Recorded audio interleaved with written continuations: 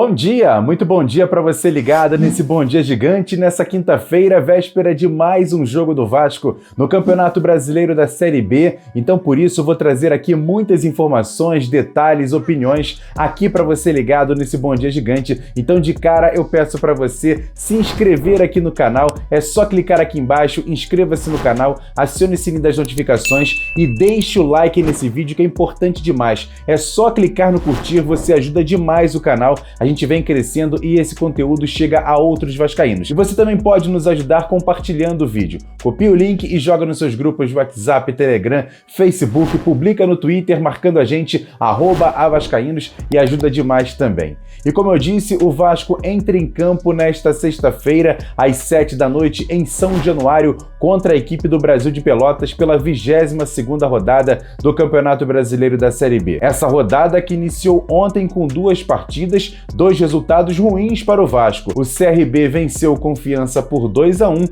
enquanto que o Coritiba, de virada, bateu a equipe do Londrina por 3-2. Essas duas equipes se distanciam ainda mais das outras no topo da tabela, e resta ao Vasco vencer ou vencer amanhã em São Januário. E o Vasco que ocupa a 10ª colocação com 31 pontos, 4 pontos a menos que o primeiro time dentro do G4. E o capitão Leandro Castan sabe que essa Série B do Campeonato Brasileiro está muito equilibrada. E ele fala agora nesse Bom Dia Gigante a diferença de jogar Série A e também jogar uma Série B como essa de 2021. A grande diferença que eu vejo hoje é na questão da qualidade técnica. Acho que o futebol na Série A é muito mais técnico, tem mais qualidade, mas na Série B é um jogo muito mais rápido e um jogo muito mais físico também. Acho que essa é a diferença que eu vejo. Eu tive a oportunidade de jogar duas Série B na minha carreira, lá no início, uma com o Atlético Mineiro, que a gente foi campeão em 2006, e outra com o Barueri em 2007, se não me engano, 2008. A gente tinha a oportunidade de jogar com o Barueri em 2008 também, quando a gente subiu também. E eu vejo uma diferença muito grande da quase 12 anos atrás, aí, né, 13 anos atrás. Eu vejo hoje o futebol aí na Série B, um futebol muito mais rápido, muito mais físico, e também hoje em dia todo mundo sabe se defender, sabe atacar. Acho que taticamente evoluiu muito. Os treinadores hoje são muito melhores preparados, com a tecnologia, com o vídeo, todas essas coisas. Acho que o futebol ficou muito mais igual. Então, acho que essa é a diferença que eu vejo. Acho que, claro que na Série A estão os principais jogadores do Brasil, mas na Série B tem uma rapaziada também, muitos jogadores que eu não conhecia também, de muita qualidade. E já já eu vou te contar detalhes importantes sobre o time do Vasco para essa partida de sexta-feira, mas antes vamos às notícias do nosso adversário, o Brasil de Pelotas, que chega hoje ao Rio e inclusive deve fazer um treinamento na cidade. O técnico Kleber Gaúcho tem muitos problemas para armar a equipe visando essa partida de amanhã contra o Vasco. O principal deles é o meio-atacante Rildo, principal jogador da equipe, que foi expulso no último jogo e está fora. Além disso, a equipe também passa por um surto de Covid. 6 jogadores sequer vão viajar para o Rio de Janeiro para essa partida contra o Vasco. São eles, vou pegar aqui a minha colinha: o goleiro Vitor Luiz, o volante Wesley, o zagueiro Leandro Camilo, o centroavante Gabriel Poveda, o volante Douglas Araújo e o lateral Oliveira. Além disso, ainda tem a situação do Lucas Santos, jogador que pertence ao Vasco, está emprestado ao Brasil de Pelotas e por conta da questão contratual também não vem ao Rio de Janeiro para essa partida. Por isso, o técnico Kleber Gaúcho fala sobre essa situação da equipe do Brasil de Pelotas, mas também analisa profundamente esse Vasco que, depois de vencer a Ponte Preta, ele analisou essa partida e pode tentar algumas surpresas para tentar vencer o Vasco mesmo jogando em São Januário. Confere só a palavra do técnico Kleber Gaúcho. Lógico, eu também assisti o jogo, né, principalmente até os 3 últimos jogos do Vasco, mas esse, até pela situação que eles vinham de uma sequência de resultados negativos, jogaram diferente, né, exercendo uma marcação muito forte, principalmente na hora da construção. Não deixaram a Ponte Preta iniciar uma construção a partir do tiro de meta desde o início do jogo. Executaram essa marcação muito forte, né, e a gente sabe que vai ter dificuldade em relação a isso. Tem uma transição principalmente com o Peck, né, o Gabriel Peck, que põe um pouco de velocidade. Uma uma dobra pelo lado esquerdo com o Léo Jabá e o Marquinhos Gabriel, né, que executam essa dobra lá, um fazendo o overlap em cima do outro, ou seja, muito parecido com aquilo que a gente pediu para o Kevin e para o Rildo fazerem aqui no nosso jogo, né, contra o Remo. O Vasco executa também esse tipo de situação. Uma linha defensiva forte, né, bem postada, bem organizada, mas a gente entende também que tem alguns pontos lá que nós já mostramos para os nossos atletas em vídeo que a gente pode tentar explorar e pode conseguir boas situações no jogo em relação a esses pontos. Basta saber se o Vasco vai corrigir isso ou não, né? Se isso ficar ainda latente em relação à equipe do Vasco, a gente pode se aproveitar desse tipo de situação. Logicamente que não vou ficar externando aqui para que eles não se atentem a isso.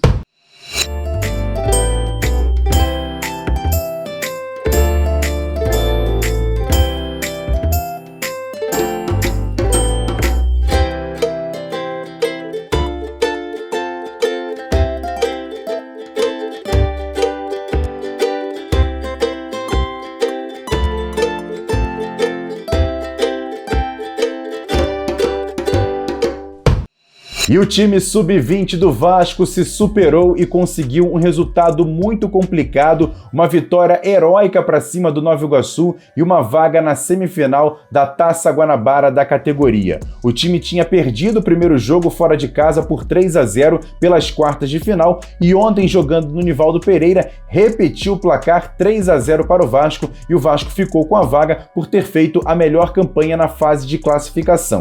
Os gols do time do Gigante da Colina foram marcados por Vinícius, MT e Vinícius novamente. E você que não viu, confere agora os gols do Vasco nessa partida. O primeiro gol começou pela direita e depois de um bate-rebate na área, Vinícius recebeu e bateu sem chances para o goleiro do Nova Iguaçu, fazendo o Vasco 1-0. Já o segundo, após cobrança de escanteio pela esquerda, MT apareceu no primeiro pau e colocou no fundo do barbante. E o terceiro foi um bonito gol. Após uma grande pressão do Vasco em busca desse terceiro gol, um chute de fora da área, a bola bateu na trave e Vinícius aproveitou o rebote e colocou no fundo do barbante, fazendo o placar de 3-0. Na próxima fase, o Vasco vai enfrentar o vencedor de Volta Redonda e Fluminense. No primeiro jogo, fora de casa, o Fluminense venceu por 2-0 e decide a vaga jogando agora em Xerém. Mas antes disso, o Vasco tem um compromisso muito importante pelo Campeonato Brasileiro Sub-20. O Vasco vai até o Rio Grande do Sul encarar no sábado às 3 da tarde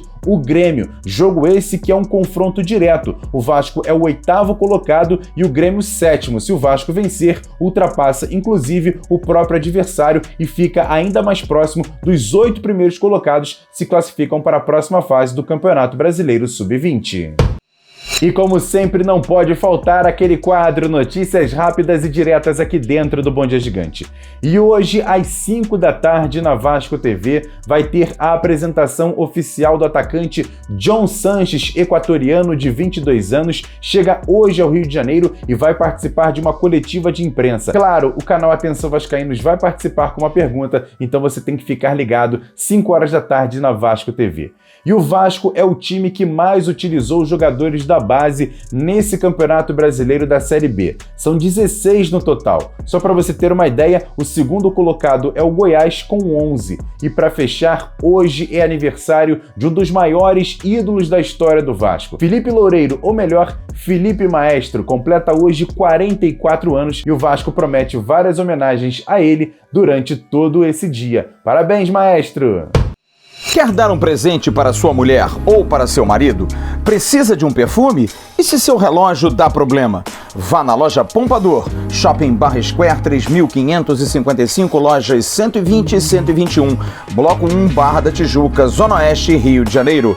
As melhores marcas da perfumaria importada, grande variedade de relógios importados e nacionais, relojoeiro no local, troca de bateria e pulseira, conserto de todas as marcas de relógio, joias, ouro 18 quilates.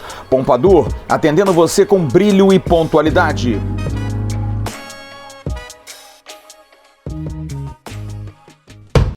E para fechar esse Bom Dia Gigante, claro, vamos falar sobre o time do Vasco que faz hoje o último treinamento visando essa partida de amanhã, 7 da noite em São Januário contra a equipe do Brasil de Pelotas. O técnico Lisca deve fazer os ajustes finais e também para evitar qualquer tipo de surpresa do time gaúcho nessa partida. A escalação deve ser a mesma que iniciou o último jogo contra a equipe da Ponte Preta, com Vanderlei no gol, Léo Matos na lateral direita, Miranda, Leandro Castan e Zeca. No meio-campo, Caio Lopes, Andrei e Marquinhos Gabriel. E lá na frente, Léo Jabá, Gabriel Peck e Germancano. E para muita gente, já que o Vasco vinha de 3 derrotas nas últimas partidas e ter vencido a Ponte Preta, quebrando esse jejum complicado na Série B do Campeonato Brasileiro, um dos maiores fatores para essa vitória foi a volta do capitão Leandro Castan. E o lateral Léo Matos fala da importância do capitão para essa equipe do Vasco, visando o restante do Campeonato Brasileiro da Série B.